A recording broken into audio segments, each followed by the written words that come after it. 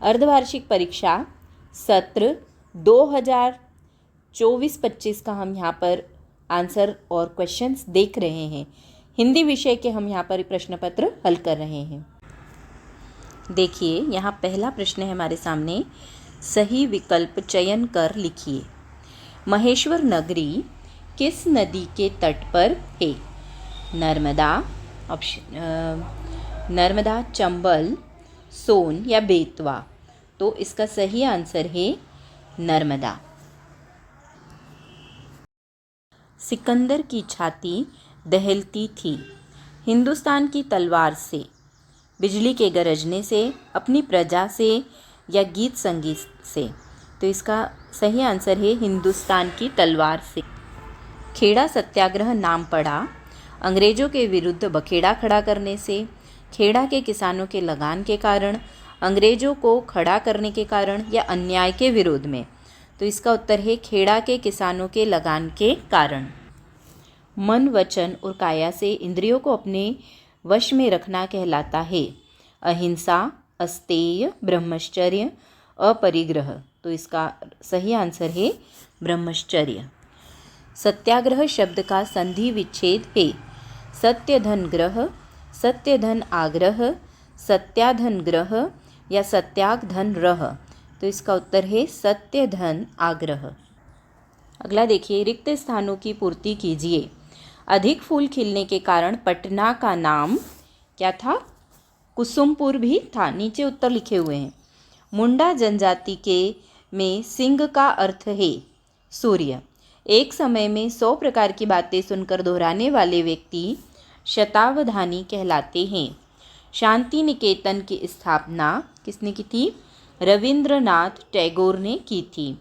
इसके बाद गुप्त वंश भारतीय इतिहास में स्वर्ण युग के नाम से विख्यात है। धनुरासन में शरीर की आकृति धनुष के समान हो जाती है।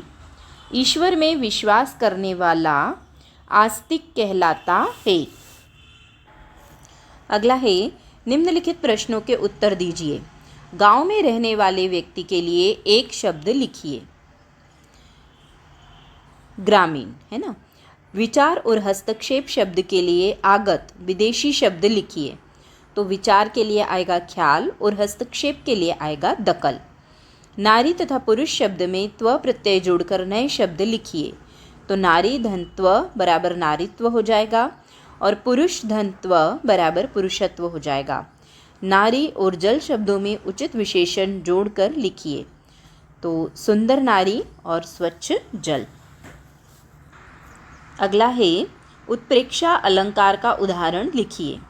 तो उत्प्रेक्षा अलंकार का उदाहरण है सोहत ओढ़े पीत पट, श्याम सलोने गात, मनहु नीलमणि सैल पर, आतप परियो प्रभात। और निम्नलिखित शब्दों के लिंग परिवर्तन कर लिखिए। पंडित, आत्मज, तरुणी, पत्नी। तो इसका आएगा पंडित का पंडितानी, आत्मज का आत्मजा, तरुणी का तरुण और पत्नी का पति। इसके बाद जुगुत्सा किस रस का स्थायी भाव है? तो जुगुत्सा विभित्स रस का स्थायी भाव है। अगला है, मोहन जाएगा इस संबंध में से यदि वाक्य प्रश्नवाचक बन जाए तो इस आरोह अवरोह को क्या कहेंगे? बलाघात, अनुतान या मात्रा संतुलन। तो इसको कहेंगे अनुतान। अगला है, निम्नलिखित प्रश्नों के उत्तर 3 से 5 वाक्यों में दीजिए। जब बहू ने दर्पण देखा तो वह व्याकुल हो गई। उसके अनुभव अपने शब्दों में लिखिए। जब बीरबल की पत्नी बहू कामकाज से निवृत्त हो गई तो उसने सोचा कि वह अब देखेगी कि उसका पति अपने लिए शहर से क्या वस्तु लाया है। उस बहू ने संदूक खोला तो दर्पण देखा। उसमें झांकते ही उसे अपनी आकृति दिखाई दी। आकृति देखकर उसे लगा कि उसका पति अपने लिए किसी दूसरी सुंदर सी पत्नी लेकर आया है जो उसी की तरह सजी धजी है और एक जादू से छिपा कर रख ली है। वे मुझे बहुत प्यार करने का नाटक करते हैं परंतु वे शहर से मेरी सौत लेकर आए हैं। उसने अपनी सास को जोर से आवाज़ देते हुए पुकारा और कहा कि हे अम्मा देखो, ये बीरबल उसका पति उसके सौतन शहर से ले आए हैं। अगला है, बॉम्बे नेचुरल हिस्ट्री सोसाइटी में सालिम को कैसे अनुभव हुए। बॉम्बे नेचुरल हिस्ट्री सोसाइटी में सालिम अली ने पक्षियों के शरीर में भूसा भरकर रखे गए तरह तरह के पक्षियों को देखा। वह अचंभे में रह गया। श्री मिलार्ड ने किसी भी भारतीय वयस्क को इतने उत्साह से भरा नहीं देखा जो पक्षियों के बारे में जानना चाहता हो। उसने सीखना शुरू कर दिया पक्षियों को किस तरह पहचाना जाता है। साथ ही उसने यह भी सीख लिया कि मरे हुए पक्षियों के शरीर में भूसा भरकर किस तरह सुरक्षित रखा जा सकता है। अगला है संगीत का सामाजिक महत्व कब और क्यों बढ़ जाता है। तो संगीत का वास्तविक महत्व तब होता है जब संगीत की शास्त्रीयता साधना को महत्व देते हैं। संगीत की मिठास आत्मिक शांति देती है एवं जीवन जीने की उमंग पैदा करती है। संगीत से सने गीतों को सुनकर आदमी अपने आप में थिरक उठता है। अपने हृदय में करुणा का भाव जाग उठता है। करुणा का भाव आंसुओं के रूप में बह निकलता है। इससे साधारण लोग प्रभावित हो उठते हैं। यही कारण है कि संगीत को संपूर्ण समाज महत्व देता है। कारकों के चिन्ह परसग्र कौन कौन से हैं। तो इसका उत्तर आपको व्याकरण में शीर्षक 14 कारक में मिल जाएगा। मोहन पढ़ने में चतुर है और मोहन गाना गाता है के जोड़कर संयुक्त वाक्य बनाइए। मोहन गाना गाता है लेकिन वह पढ़ने में भी चतुर है। वसीयतनामे का रहस्य एवं याचक और दाता नामक कहानी में से किसी एक का सार अपने शब्दों में लिखिए। वसीयतनामे का रहस्य। इस कहानी में गांव के एक वयोवृद्ध किसान की न्यायप्रियता, दूरदर्शिता, ईमानदारिता, निष्पक्षता और बुद्धि चातुरी से परिचित कराया गया है। लोग शिक्षित होकर भी बुद्धिमान नहीं होते। उस ग्रामीण ने अपनी जायदाद को 3 पितरों में बांट दिए जाने के लिए वसीयत लिखी। वस्तुतः वह चाहता था कि परिश्रमी और ईमानदार पुत्र ही उसकी वसीयतनामे के हकदार हों। राजा ने भी बड़ी चतुराई से उस समस्या का समाधान खोज निकाला। 4 पुत्र होने पर जायदाद का विभाजन 3 में ही हो। इस पहेली को राजा ने प्रत्येक पुत्र के लिए प्रश्नों के उत्तर के माध्यम से सुलझा दिया। तात्पर्य यह है कि बड़ी से बड़ी समस्याओं का समाधान बुद्धि के कौशल से संभव है। इसमें 2 कहानियों का बोला है, वसीयतनामे का रहस्य और दूसरा याचक और दाता का। तो हमने वसीयतनामे का तो देख लिया, अब याचक और दाता का देखेंगे।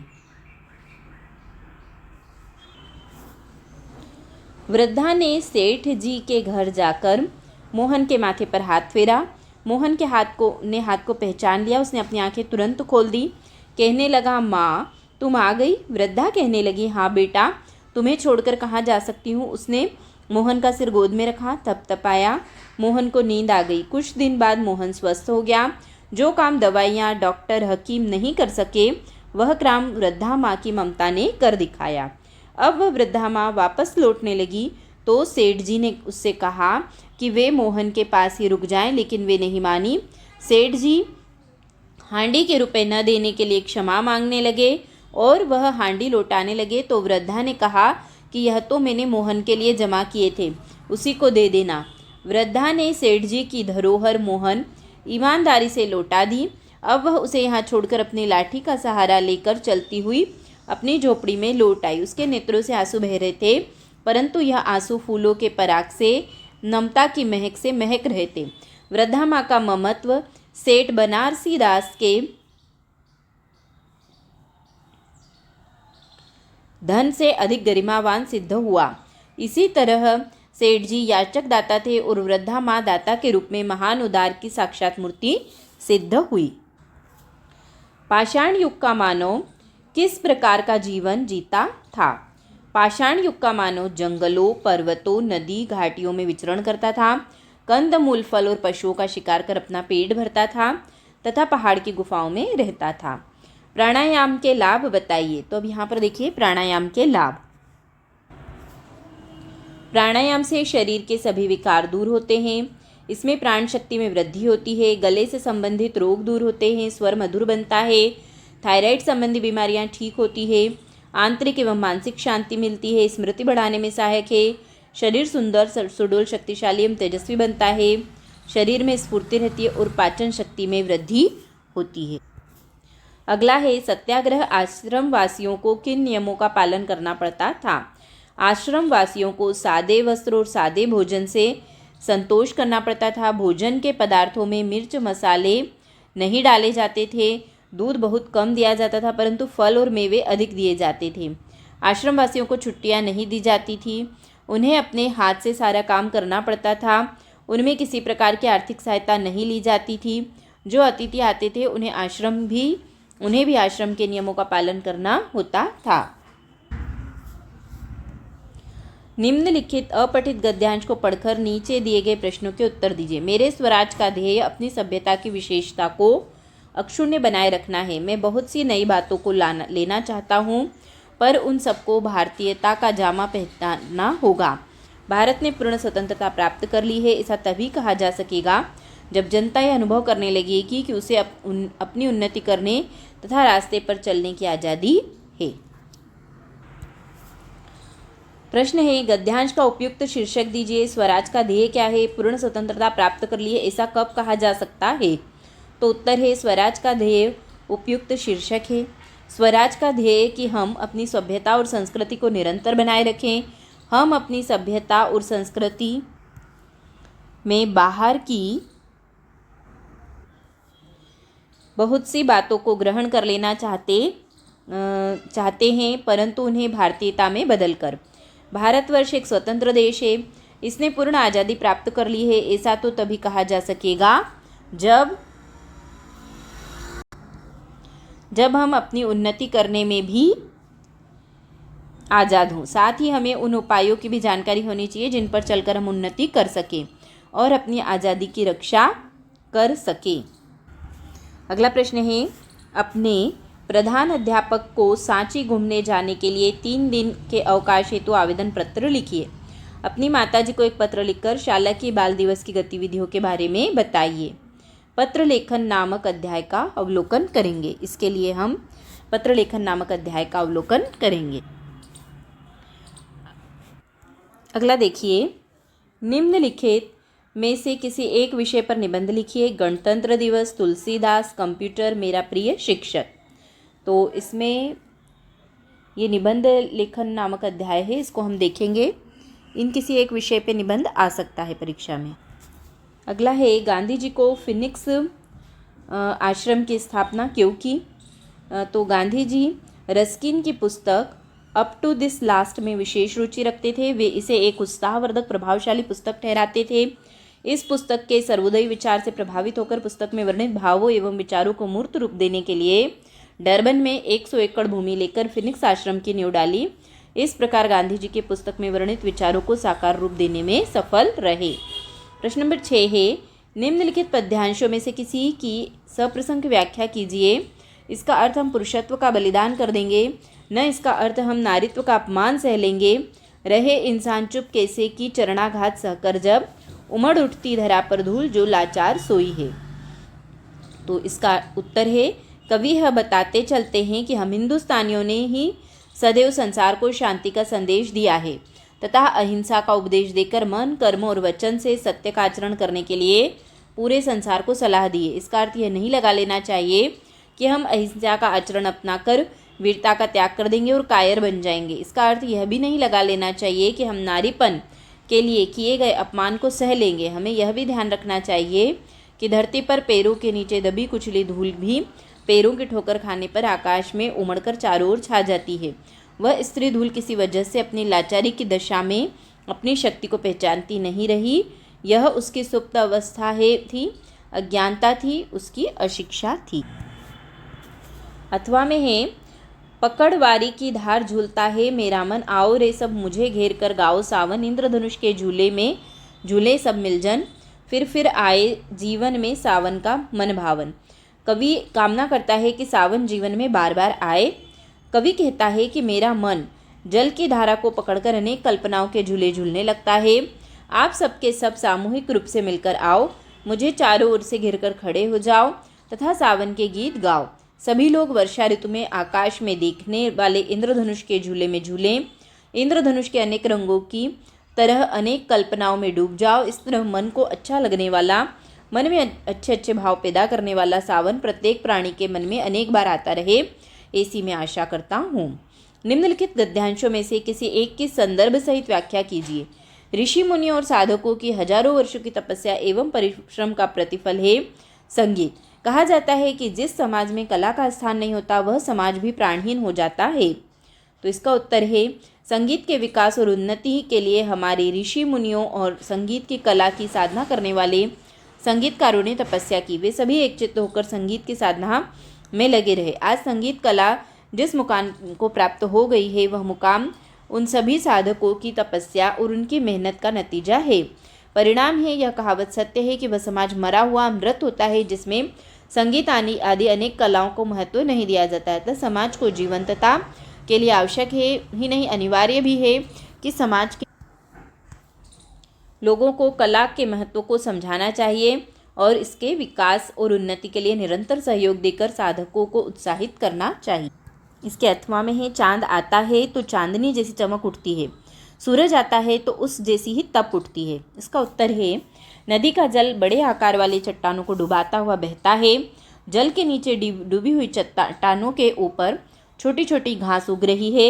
जाड़ा, गर्मी और बरसात के मौसम को निरंतर सहती रहती है।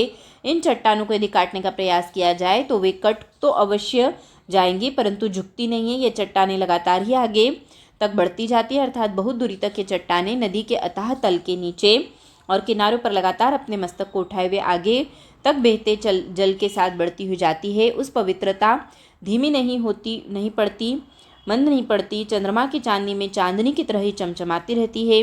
सूर्य के उदय होते ही उसके तेज से एकदम तपने लगती है, परंतु जब वर्षा ऋतु का आगमन होता है तब यहाँ घना अंधकार छा जाता है। फिर भी इसकी धवलता, लिए हुए चमक, निर्मलता, उसकी पवित्रता समाप्त नहीं होती। यह वास्तव में तपस्या ही है, अन्य कुछ भी नहीं। धन्यवाद। आज के लिए इतना ही। अगले विषयों के प्रश्न भी आगे के वीडियो में आप देख सकते हैं।